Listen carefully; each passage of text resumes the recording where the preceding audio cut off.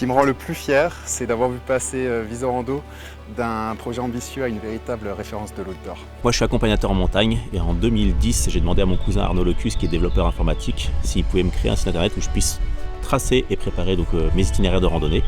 Et en 2013-2014 on a créé la première application mobile où on peut trouver des randonnées, suivre ses parcours. On est une équipe basée en Alsace, mais l'application est utilisée partout dans le monde. C'est en 2020 qu'une de nos salariés a commencé à prospecter un peu l'Angleterre et on a lancé vraiment en prenant 2 nouveaux salariés donc en 2023 et du coup là on a traduit aussi les plateformes et maintenant voilà on a des randonnées donc partout que ce soit en Angleterre, en Belgique, en Allemagne, donc on développe aussi quelques partenaires à l'étranger et on est aussi présent sur les salons pour justement rencontrer les utilisateurs et puis encore mieux adapter nos outils aux cultures locales. Chaque nouvelle fonctionnalité a un objectif simple, aider les pratiquants à profiter au mieux de leur sortie.